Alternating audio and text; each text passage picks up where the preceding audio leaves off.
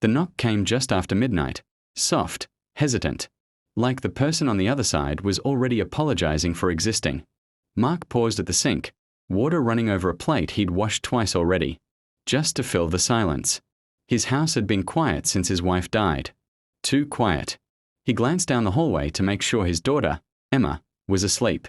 The nightlight cast a warm glow beneath her door. Then the knock came again. Mark's first instinct was fear. Nobody knocked on doors at midnight with good news.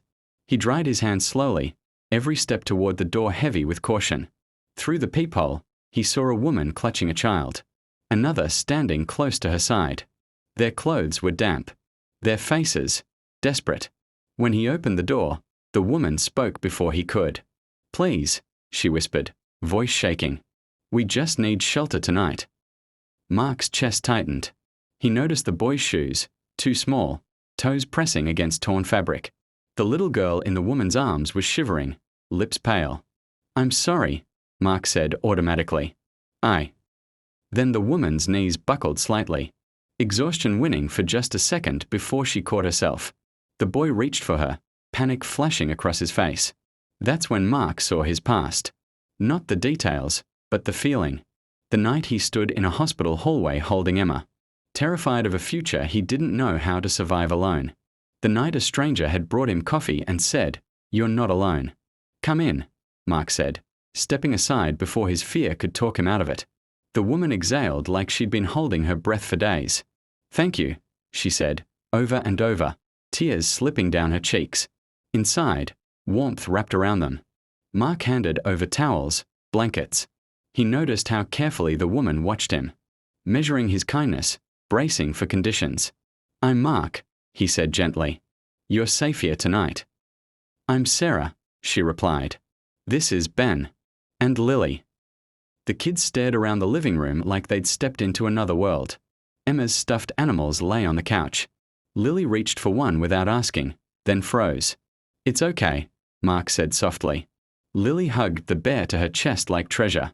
Mark made soup from whatever he had. It wasn't much, but it was hot.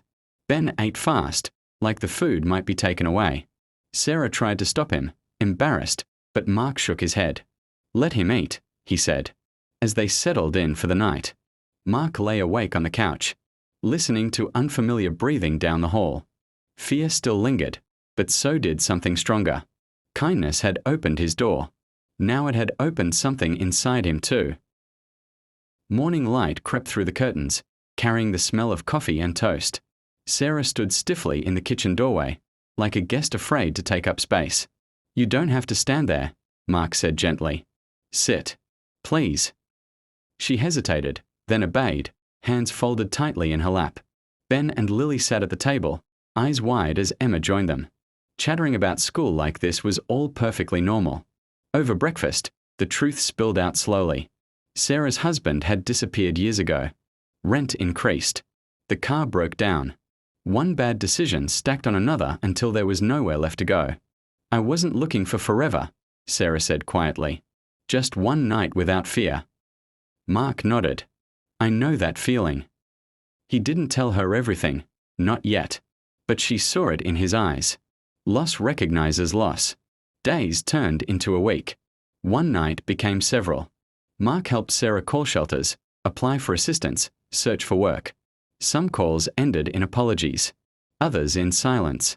Emma grew attached fast. She shared toys, secrets, laughter. Mark watched his daughter come alive in a way he hadn't seen since before grief hollowed their home. One afternoon, Mark overheard Sarah whispering to Ben, "We don't want to be a burden." That word hit him hard. Burden. He remembered hearing it whispered about him. After his wife died, he stepped into the room. "You're not a burden," he said firmly. Sarah's eyes filled. "You don't even know us." "I know enough," Mark replied. That night, Sarah confessed her fear. What if we ruin this? What if kindness always ends? Mark thought of his wife, of love that ended too soon, but mattered forever. Even temporary kindness changes people, he said. Then the unexpected happened. Mark's neighbor, who owned a small repair shop, mentioned needing help. Sarah took the job. Modest pay. Real hope. She cried when she told Mark, "I can finally contribute." "You already have," he said. But Mark felt the shift. Independence meant goodbye was coming. And that realization hurt more than he expected. The night Sarah packed their few bags, the house felt unbearably quiet again. Ben hugged Mark tightly. Lily pressed her stuffed bear, Emma's bear, into his chest. "For you," she said shyly. Mark knelt to her level. "I'll keep it safe." Sarah stood at the door, tears steady now, not desperate, but grateful. "You saved us." Mark shook his head. "You reminded me how to live." They left. The door closed. Silence returned. Weeks passed. Then months. Life continued. Mark returned to routines, but something had changed. He volunteered. He opened doors. He listened. One rainy evening, there was another knock. Mark opened the door to find Sarah, stronger, smiling, and the kids, clean and warm. "We got the apartment," she said. "I wanted you to be the first to know." Emma ran forward, hugging Lily like no time had passed. Sarah met Mark's eyes. "You gave us shelter, when you didn't have much left yourself." Mark smiled softly. Sometimes that's when it matters most. As they sat together, laughter filling the house again, Mark understood something simple and powerful. Kindness doesn't just rescue the desperate. It rescues the lonely. And sometimes, opening your door for one night changes every night that follows.